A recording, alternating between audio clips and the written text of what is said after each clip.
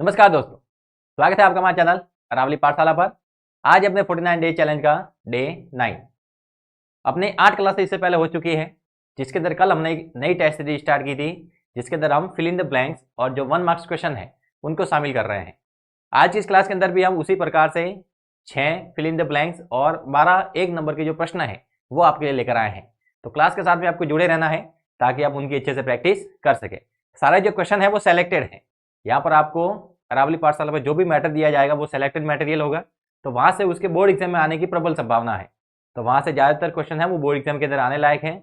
तो क्लास के साथ में जुड़े रहना है, उसका कुछ भी पार्ट आपको मिस नहीं करना है। लगातार आप चैनल के साथ में बने रहेंगे तो बोर्ड एग्जाम 2025 की आपकी जो तैयारी है वो बहुत ही अच्छी होगी। स्टार्ट करें हम अपने पहले क्वेश्चन के साथ। और उससे पहले अगर आपने हमारे चैनल को अभी तक सब्सक्राइब नहीं किया है तो तुरंत उसको सब्सक्राइब कर देना है और जल्दी से क्लास को शेयर इतना कीजिए ताकि आपके जो दोस्त वगैरह हैं वो भी इसका फायदा उठा सकें। पहला क्वेश्चन है अपने पास फिल इन द ब्लैंक्स के कुछ सवाल है। पहला क्वेश्चन अपने पास कि AP 1/3, 5/3, 9/3, 13/3 इसका सारवंतर कितना होगा। जब हम AP की बात करते हैं तो वहां पर अपने पास एक पहला पद होता है जिसे हम A से डिनोट करते हैं। एक होता है अपने पास सारवंतर, यानी जो दो पद हैं उनके बीच में कितना गैप आ रहा है वो उसका सारवंतर कहलाता है। अगर वो सारवंतर सब जगह बराबर होता है तब अपने पास AP का निर्माण होता है। यहाँ पर ये AP दी हुई है, मतलब यहाँ पर सब जगह सारवंतर बराबर है, तो हमें वही सारवंतर ज्ञात करना है। तो सारवंतर ज्ञात करने का सिंपल सा तरीका है कि दूसरा पद है इसके अंदर से पहला वाला पद घटा देना है, या फिर ऐसा कहे कि AP के अंदर आप कोई भी पद देखें उसमें से उसके आगे वाला पद घटा देना है। तो जैसे ही उसके आगे वाला पद घटाएंगे अपने पास जो वैल्यू मिलेगी वो उसका सारवंतर होगा। तो यहां पर अगर हम देखें तो अपने पास ये हो जाएगा A1, ये हो जाएगा A2, ये हो जाएगा A3, ये हो जाएगा A4। तो आप चाहे तो A4 में से A3 घटाएं, A3 में से A2 घटाएं, A2 में से A1 घटाएं, सब जगह से जो वैल्यू आएगी वो बराबर आएगी और उसी को हम सारवंतर कहेंगे। तो हम A2 में से A1 घटा देते हैं, यानी 5/3 है, उसके अंदर से 1/3 है वो क्या कर देते हैं, घटा देते हैं। देखें तो हर के रूप में 3 ही लिखा हुआ है तो एलसीएम 3 आ जाएगा। ये ऊपर हो जाएगा 5 - 1 यानी 4/3। यहां से जो सारवंतर आएगा वो आएगा अपने पास 4/3। सिंपल सा सवाल है, आपके पास AP दे रखी होगी, आपको उसका सारवंतर लिखना है। तो इसी प्रकार का सवाल होगा जिसके अंदर आपको प्रथम पद लिखने को बोल सकते हैं। तो प्रथम पद कितना लिखेंगे, 1/3। AP के लिए दो इंपॉर्टेंट चीज होती है, एक तो प्रथम पद और एक सारवंतर। इसकी सहायता से आप AP का कोई भी पद निकाल सकते हैं। तो जैसे आपके पास ये AP दी हुई है, यहाँ पर इसका सारवंतर पूछा है, तो वैसे प्रथम पद भी पूछ सकते हैं और इसकी सहायता से आपको AP का कोई पद निकालने को कह सकते हैं। जैसे यहाँ पर हम देखते हैं तो A का मान 1/3 है, B का मान हमने निकाल लिया 4/3। पूछा जा सकता है इसका 10वां पद कितना है, 12वां पद कितना है, 15वां कितना है, 20वां कितना है, तो वो वैल्यू आपको निकालनी पड़ेगी। लिखा है 4 - 3 और 8 - 8 5। इसका मध्य बिंदु क्या है, यानी मिड पॉइंट पूछा है। जब भी हमें दो बिंदु का मध्य बिंदु निकालना होता है तो हम उसके x कोऑर्डिनेट को जोड़ते हैं, 2 का डिवाइड करते हैं, y कोऑर्डिनेट को जोड़ते हैं, 2 का डिवाइड करते हैं। तो x कोऑर्डिनेट है अपने पास इधर 4, इधर है अपने पास 8, तो दोनों को जोड़ देना है, 4 + 8, 2 से डिवाइड करना है, 12/2 ये आ जाएगा 6। यानी मध्य बिंदु के लिए जो x कोऑर्डिनेट होगा वो आ जाएगा 6 और y कोऑर्डिनेट निकालना है तो दोनों जो y कोऑर्डिनेट हैं उनको जोड़ना है और 2 का डिवाइड करना है। तो -3 + 5/2 ये हो जाएगा 2/2 आएगा 1, यानी 6,1 ये आ जाएगा इन दोनों पॉइंट का मिड पॉइंट।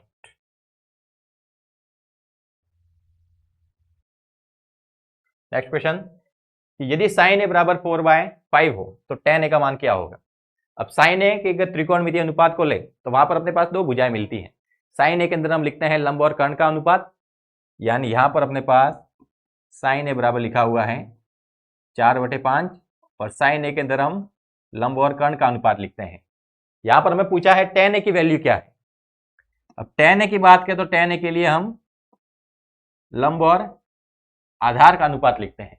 यहां पर अपने पास लंब की वैल्यू तो दे रखी है कि कितनी है, 4 है, मतलब अंश के रूप में तो 4 आएगा, लेकिन हर के रूप में हमें आधार लिखना है। अब आधार की वैल्यू दी हुई नहीं है तो आधार की वैल्यू निकालनी पड़ेगी। लंब और कर्ण का मान दिया हुआ है, आधार निकाल सकते हैं, पाइथागोरस प्रमेय लगाएं, कर्ण स्क्वायर बराबर आधार स्क्वायर प्लस लंब स्क्वायर लिखते हैं।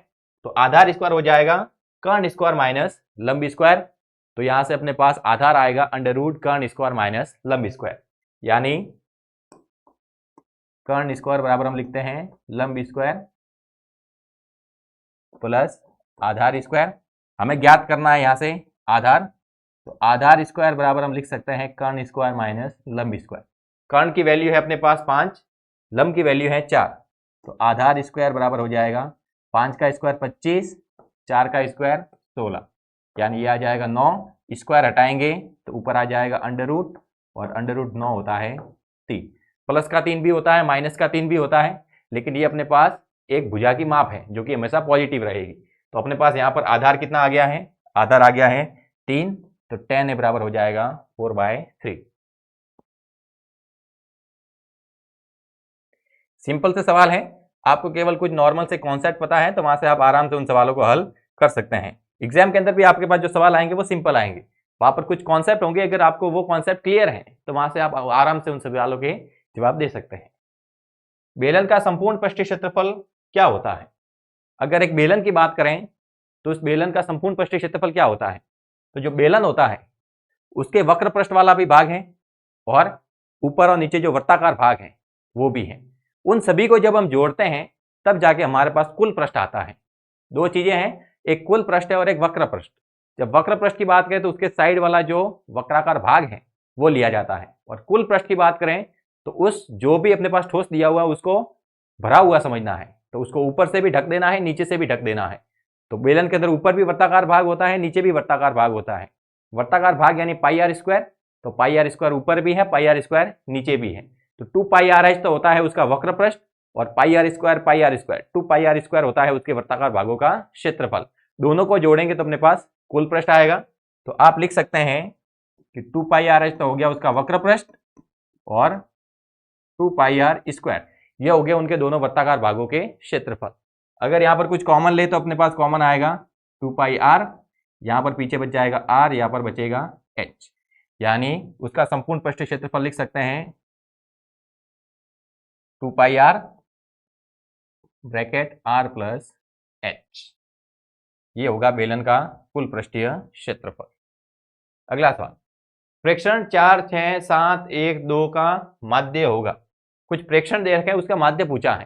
तो माध्य के लिए हम सिंपल सा लिखते हैं प्रेक्षणों का योग बटे प्रेक्षणों की संख्या, और जो माध्य होता है उसको हम x बार से दिखाते हैं। तो प्रेक्षणों का योग मतलब सभी संख्याओं को जोड़ देना है। 4 + 6 10, 10 7 17, 17 और 1 18, 18 और 2, यानी प्रेक्षणों का योग तो हो गया 20। संख्या कितनी है? 1 2 3 4 5, यानी संख्या है 5। जैसे ही 20 में 5 का भाग दिया, ये आ गया अपने पास 4, यानी इसका माध्य आ जाएगा अपने पास 4। माध्य, माध्यक तथा केंद्रीय प्रवृत्ति की माप होती है। तो केंद्रीय प्रवृत्ति की हम क्लास 10 के अंदर 3 माप पढ़ते हैं, माध्य, माध्यक और बहुलक। तो यहाँ पर 2 माप तो लिखी हुई है, तीसरी माप लिखी हुई नहीं है, तो यहाँ पर हमें वो तीसरी माप लिखनी है बहुलक। यानी माध्य, माध्यक तथा बहुलक ये तीनों केंद्रीय प्रवृत्ति की माप होती है। आगे बढ़ते हैं, अपने पास 1 नंबर के कुछ सवाल हैं। एक वृत्त के चतुर्थांश का क्षेत्रफल ज्ञात कीजिए यदि वृत्त की परिधि 22 सेंटीमीटर है। यहां पर आप लिख सकते हैं कि पाई बराबर 22/7 यूज करना है। वैसे एग्जाम के अंदर आपके पास पाई की वैल्यू दे रखी होगी कि सवाल के अंदर कितनी यूज करनी है। अगर दी हुई नहीं है तो आप 22/7, 3.14 या केवल पाई भी रख सकते हैं। वहां पर आपके पास 3 ऑप्शन होंगे, 3 में से किसी को भी अप्लाई कर सकते हैं। वृत्त के चतुर्थांश का क्षेत्रफल ज्ञात करना है। अगर हम किसी वृत्त की बात करें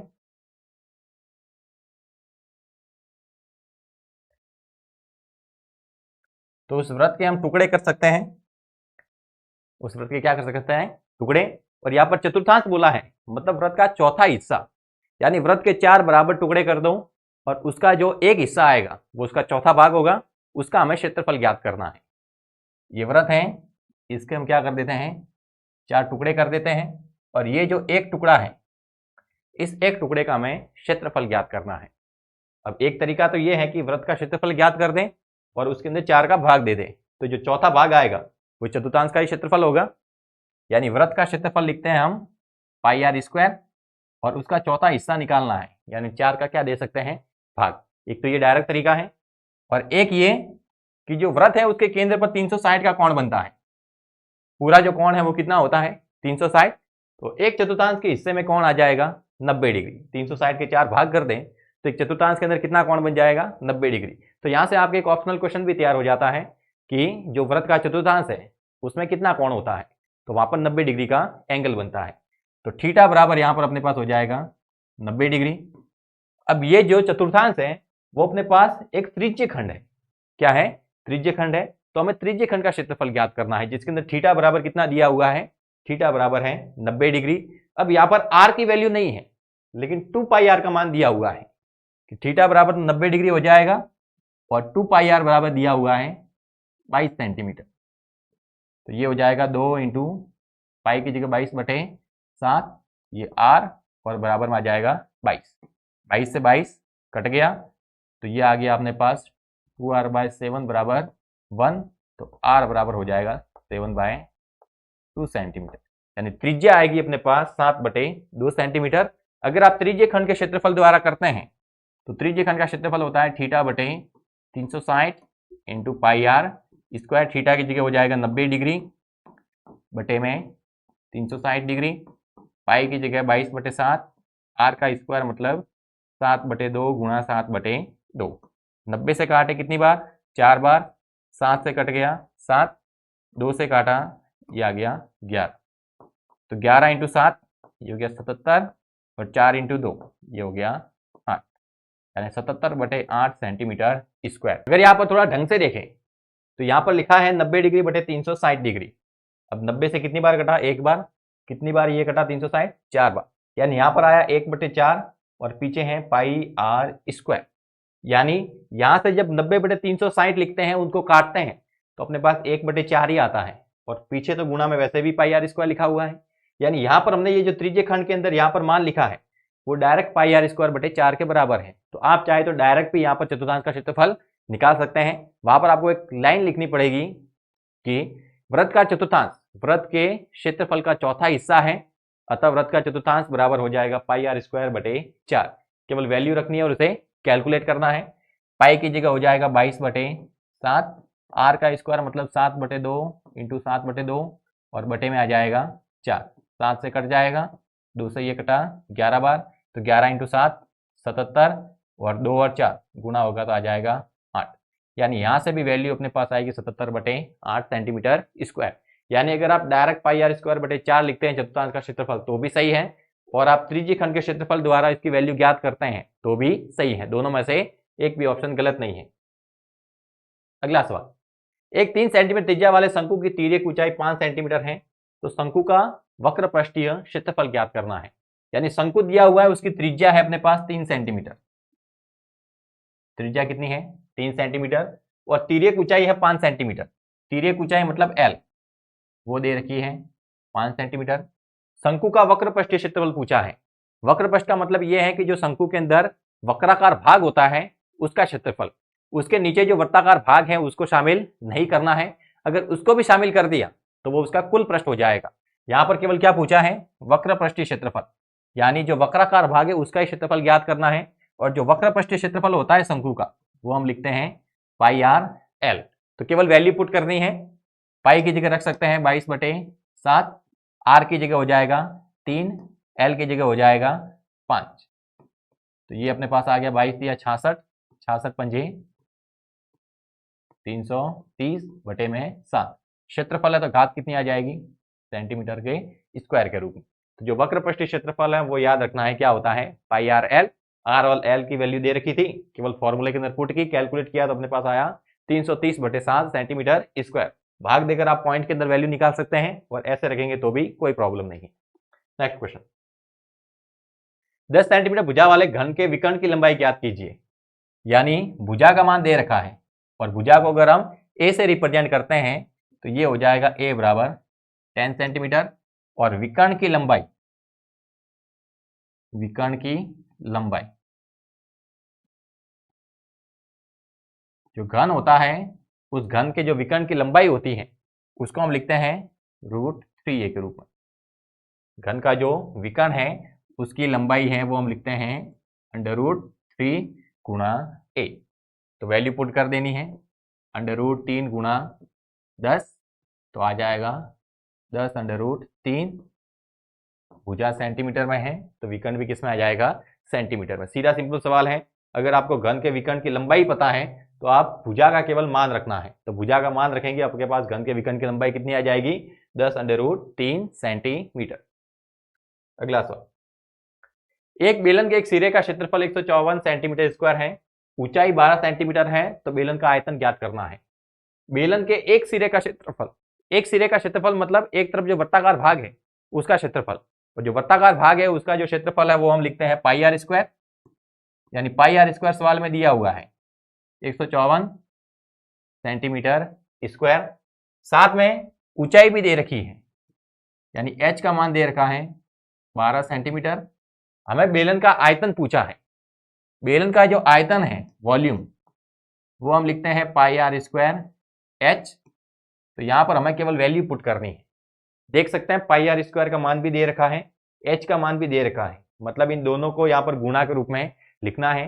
ये बन जाएगा पाई आर स्क्वायर यानी 154, h यानी 12, गुणा करें तो 12 चौक 48 और हो जाएगी 4, 12 पंजे 60, 60 और 4 64 और हो जाएगी 6, 12 कम 12 और 6 18, यानी 1848 सेंटीमीटर क्यूब। आयतन के अंदर जो घात होती है वो कितनी होती है, 3 होती है। तो सेंटीमीटर स्क्वायर तो इसका, सेंटीमीटर इसका, गुणा हुआ तो कितना आ गया, सेंटीमीटर क्यूब। बेलन का अपने पास आयतन आएगा 1848 सेंटीमीटर क्यूब। अगला सवाल, अर्धगोले का कुल पृष्ठीय क्षेत्रफल ज्ञात करने का फॉर्मूला लिखना है। अर्धगोले की बात करें तो जो अर्धगोला है वो गोले को काटने से बनता है, लेकिन फर्क ये है कि जो गोला है वो होता है 4 पाई आर स्क्वायर। जैसे ही काटेंगे तो आधा होना चाहिए, तो आधा तो होता है लेकिन वो केवल उसका वक्र पृष्ठ आधा होता है। जैसे ही काटा है तो ऊपर जो वृत्ताकार भाग है वो एक्स्ट्रा बन गया है। 2 भाग तो हो गए उस गोले के, लेकिन जैसे ही काटा तो ऊपर जो वृत्ताकार भाग है वो एक्स्ट्रा बन गया है, उसका भी क्षेत्रफल अंदर ऐड होगा। पहले जब हम गोले को छू रहे थे तो उसके बाहर वाली सतह को पूरा टच कर रहे थे, जैसे ही हमने गोले को काटा तो अर्धगोला जो बचा है उसके जो बाहर वाला वक्राकार भाग है उसको तो हम अभी भी छू रहे हैं, लेकिन जो ऊपर गोलाकार भाग है वो एक्स्ट्रा आ गया है। ऊपर जो वृत्ताकार भाग है वो कैसा आ गया है, एक्स्ट्रा, उसको भी अंदर शामिल करना पड़ेगा। तो अपने पास अर्धगोले का जो कुल पृष्ठीय क्षेत्रफल है उसके अंदर उसका वक्र पृष्ठ भी शामिल है और जो ऊपर वाला वृत्ताकार भाग है वो भी शामिल है। तो जो वक्र पृष्ठीय क्षेत्रफल है वो तो होता है 2 पाई आर स्क्वायर, क्योंकि गोले का वक्र पृष्ठीय क्षेत्रफल था 4 पाई आर स्क्वायर। जैसे ही काटा तो आधा हो गया 2 पाई आर स्क्वायर, लेकिन जैसे ही गोले को काटा तो ऊपर वृत्ताकार भाग है वो एक्स्ट्रा आ गया है और वो है पाई आर स्क्वायर। टोटल आ जाएगा अपने पास 3 पाई आर स्क्वायर, यानी अर्धगोले का कुल पृष्ठीय क्षेत्रफल हो जाएगा 3 पाई आर स्क्वायर। अर्धगोले का वक्र पृष्ठीय क्षेत्रफल होता है 2 पाई आर स्क्वायर, ऊपर वृत्ताकार भाग एक्स्ट्रा आ गया वो पाई आर स्क्वायर है, दोनों को ऐड करेंगे तो हमें 3 पाई आर स्क्वायर मिलेगा। नेक्स्ट क्वेश्चन, 8 के प्रथम 15 नहीं, माफ कीजिए 5, 8 के प्रथम 5 गुणजों का समांतर माध्य कितना है।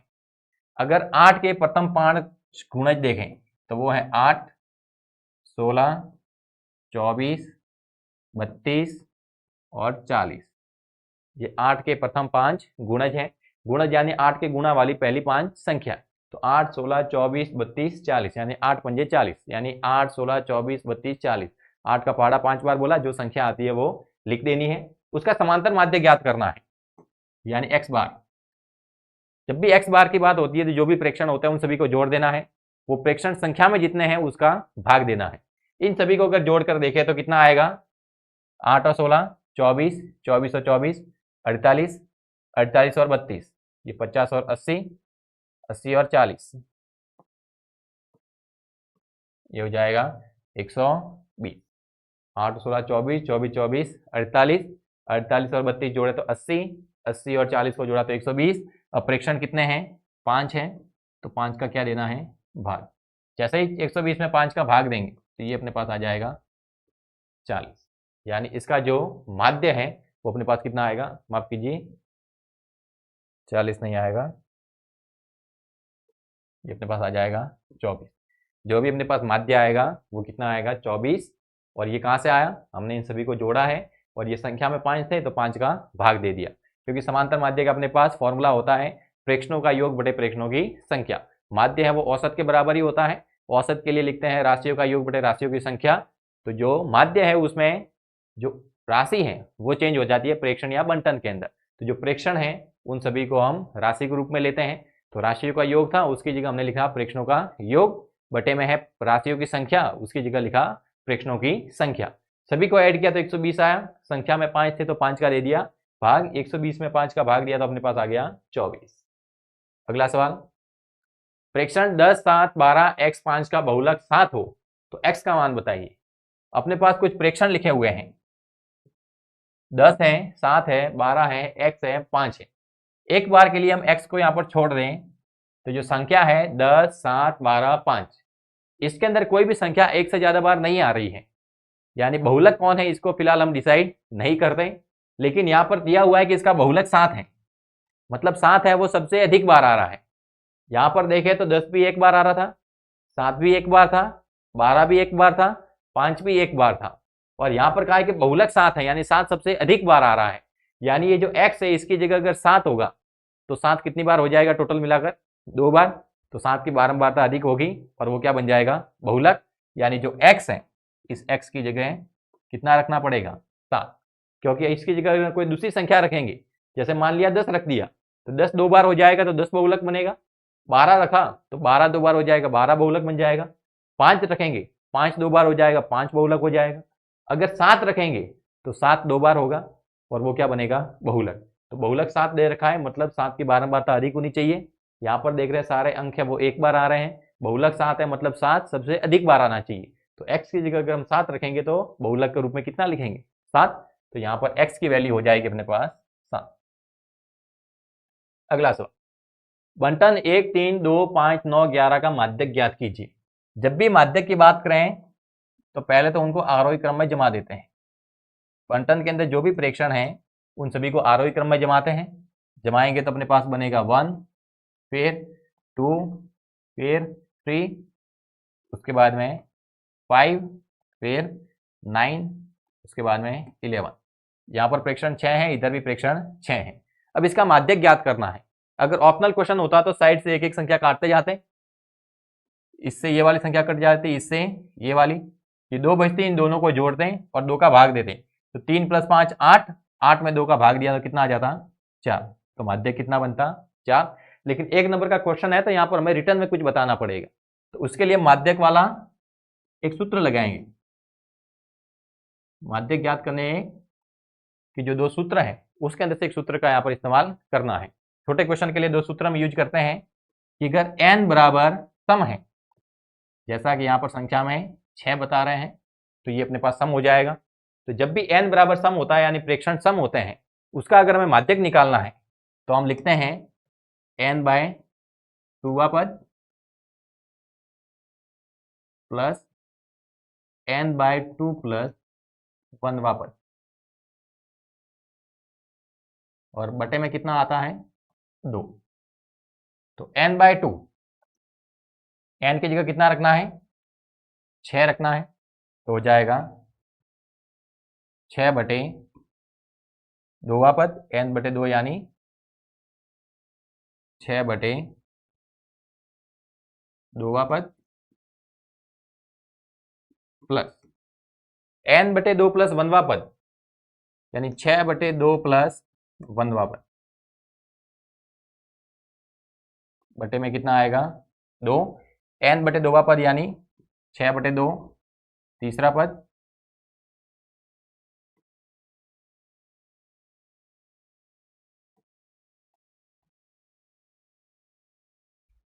6/2 प्लस 1, 6/2 3, 3 + 1 यानी चौथा पद, बटे में कितना आ जाएगा, 2। अब देखें तो तीसरे नंबर पर कौन सा पद आ रहा है, 1, 2, 3, तीसरे नंबर पर आ रहा है 3, और चौथे नंबर पर आ रहा है 5। जोड़ देना है, 2 का भाग देना है, 3 + 5 8, बटे में 2 तो आ जाएगा 4। तो अगर 1 नंबर का क्वेश्चन आता है तो आपको इस प्रकार से हल करना है। अगर ऑप्शनल क्वेश्चन या फिर फिल इन द ब्लैंक्स वाला सवाल आता है तो वहां पर आप डायरेक्ट ऐसे लिख सकते हैं। यहाँ पर n की जगह अगर विषम होता तो डायरेक्ट हम लिखते हैं n+1/2 वापस।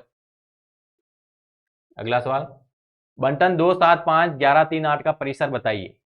अब परिसर अगर ज्ञात करना है तो भी पहले प्रेक्षण को आरोही क्रम में जमाना पड़ेगा। अगर आरोही क्रम में जमाएंगे तो ये बन जाएगा 2, 3, उसके बाद में 5, फिर 7, फिर 8, फिर 11। अगर हम परिसर की बात करें तो परिसर के लिए क्या करते हैं कि जो अपने पास बड़ी संख्या है उसके अंदर से छोटी संख्या घटा देते हैं, और अगर थोड़ा मैथमेटिकली बताए उसे तो अपने पास जो उच्च सीमा है उसके अंदर से निम्न सीमा घटा देनी है। उच्च सीमा क्या है यहाँ पर, उच्च सीमा यानी सबसे बड़ी संख्या वो है 11, निम्न सीमा क्या है 2, तो 11 में से 2 घटा देना है। लिख सकते हैं उच्च सीमा माइनस निम्न सीमा। उच्च सीमा है अपने पास 11, निम्न सीमा है 2, घटाएंगे तो आ जाएगा 9, और 9 इसका क्या होगा, परिसर होगा। यानी ये जो सारे बंटन के अंदर प्रेक्षण है वो 9 की रेंज में है, यानी जो अंकों का यहाँ पर परिसर है वो 9 है, और उसी रेंज के अंदर वो सारे के सारे अंक लिखे गए हैं। अगला सवाल, एक सिक्के को 3 बार उछालने पर तीनों परिणाम समान होने की प्रायिकता ज्ञात कीजिए। एक सिक्के को कितनी बार उछाला जा रहा है, 3 बार उछाला जा रहा है, तो वहां पर अपने पास प्रतिशत समष्टि क्या बनेगी, यानी जो टोटल रिजल्ट है वो किस प्रकार से होंगे। कल हमने आपको बताया था कि जब भी हम किसी वस्तु को उछालते हैं तो वहां पर कुल परिणामों की संख्या आप किस प्रकार से ज्ञात कर सकते हैं। तो उसके लिए आपको देखना है जिस वस्तु को उछाला जा रहा है उसमें फलक कितने हैं वो आधार के रूप में लिखना है, और उसको कितनी बार उछाला जा रहा है वो घात लगा देनी है। तो सिक्के की बात करें तो सिक्के में 2 फलक हैं, और कितनी बार उछाल रहे हैं, 3 बार उछाल रहे हैं, तो 2 की घात कितनी हो जाएगी 3, तो 2 की घात 3 होता है अपने पास 8, यानी एक सिक्के को अगर 3 बार उछाला जाए तो अपने पास कितने प्रेक्षण आएंगे कुल परिणाम के रूप में, कुल परिणाम के रूप में अपने पास 8 रिजल्ट आएंगे, और वो हमें लिखने हैं। वो रिजल्ट कैसे बनाते हैं, जैसे अपने पास सिक्के को 2 बार उछाला है तो परिणाम आते हैं head head, head tail, tail head, tail tail. तो एक बार तो इनके पीछे क्या लिख देना है, हेड लिख देना है, फिर वापस वो 4 परिणाम लिखने हैं। एक सिक्के को 2 बार उछालते तो आता है head head, head tail, tail head और टेल टेल। पहले पीछे हेड लिखा था, अब की बार पीछे क्या लिखना है, टेल लिखना है। तो ये आ गए अपने पास कुल परिणाम। देख सकते हैं 1, 2, 3, 4, 5, 6, 7, 8, यानी जैसे ही हम सिक्के को 3 बार उछालेंगे तो अपने पास ये टोटल 8 रिजल्ट पॉसिबल है। यहां पर पूछा है कि तीनों परिणाम समान होने की प्रायिकता ज्ञात कीजिए, यानी यहां पर कुल परिणाम तो आ गए अपने पास 8, यानी बटे में क्या लिखना है वो तो हमें मिल गया है। कुल परिणाम 8 है यानी बटे में तो 8 लिखना है। अब घटना क्या बोली है, घटना यानी जिसकी प्रायिकता पूछी गई है तीनों परिणाम समान होने की, यानी तीनों परिणाम समान होने चाहिए। देखें तो हेड हेड हेड, यहां पर तीनों परिणाम समान है, और यहां देखें तो टेल टेल टेल, तीनों परिणाम समान है।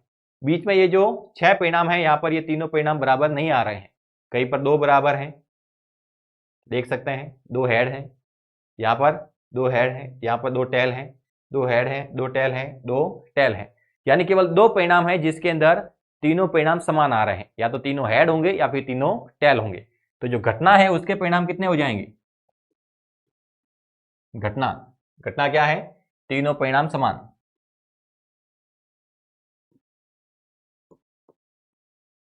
तीनों परिणाम समान। उसके परिणाम की बात करें तो कितने हैं, उसके परिणाम है अपने पास 2।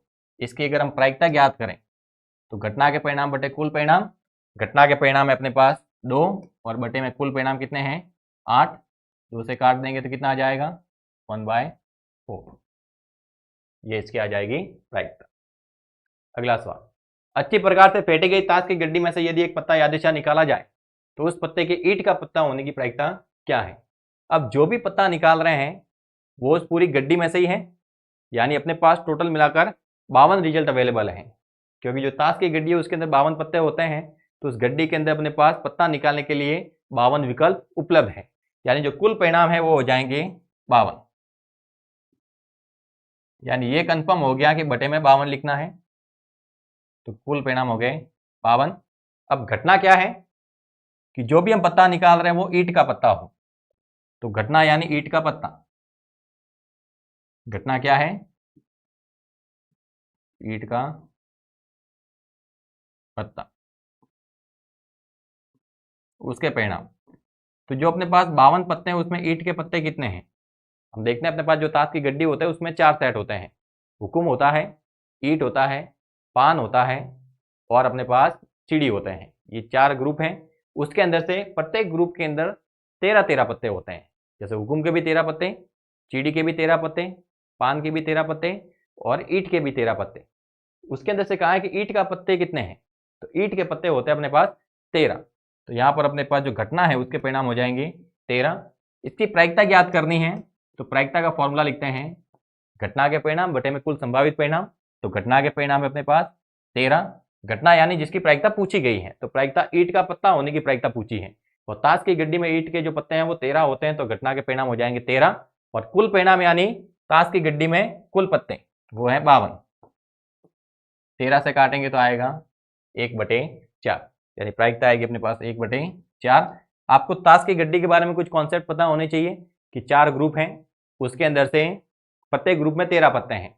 हुकुम और चीड़ी के पत्ते हैं वो काले होते हैं, पान और ईंट के पत्ते हैं वो लाल होते हैं। प्रत्येक ग्रुप के अंदर एक बेगम, एक बादशाह, एक इक्का और एक गुलाम होते हैं। ये सारे श्रेष्ठ पत्ते कहलाते हैं। इसके अंदर से गुलाम, बेगम और बादशाह इनके चेहरे होते हैं, तो इनको तस्वीर वाला पत्ता या फिर फेस कार्ड बोलते हैं। ये आपको ध्यान रखना है। एक डिब्बे में 5 सफेद, 8 काली तथा 7 लाल गेंदें हैं।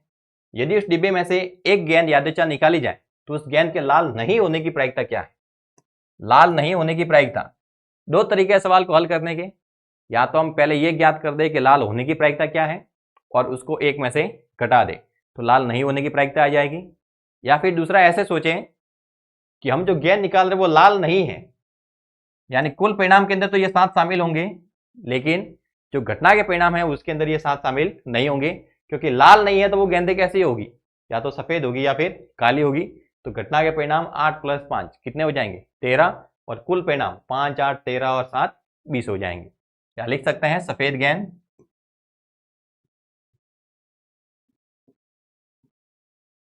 सफेद गेंद है 5, काली गेंद, काली गेंद है अपने पास 8, लाल गेंद, लाल गेंद है अपने पास 7। कुल गेंदों की बात करें तो कुल गेंद है अपने पास, सभी को ऐड किया तो आ गया 20, यानी ये कंफर्म है कि बटे में 20 ही लिखना है। अब प्रायिकता किसकी पूछी है कि हम कोई गेंद निकाल रहे हैं उसके लाल नहीं होने की प्रायिकता, तो पहले हम लाल होने की प्रायिकता ज्ञात कर देते हैं। लाल गेंद होना, घटना क्या मानी हमने? लाल गेंद होना। तो ई के परिणाम कितने हो जाएंगे? घटना के परिणाम कितने होंगे? लाल गेंद कितनी है देखते हैं, तो लाल गेंद अपने पास आती है 7। कुल परिणाम कितने हैं? 20, घटना के परिणाम 7, तो इसकी प्रायिकता प्रोबेबिलिटी ऑफ ई यानी लाल गेंद होने की प्रायिकता यह आ जाएगा 7/20। हमें प्रायिकता ज्ञात करनी है लाल नहीं होने की, तो एक में से प्रोबेबिलिटी ऑफ ई को घटा देना है, क्योंकि हम जानते हैं probability of E plus probability of E bar बराबर 1 होता है। तो प्रोबेबिलिटी ऑफ ई बार ज्ञात करना है तो 1 में से घटा दें, 1 - 7/20, तो ये हो जाएगा 13/20। तो आप इस प्रकार से निकाल सकते हैं। या फिर आप कहें कि लाल गेंद नहीं है, लाल नहीं है अर्थात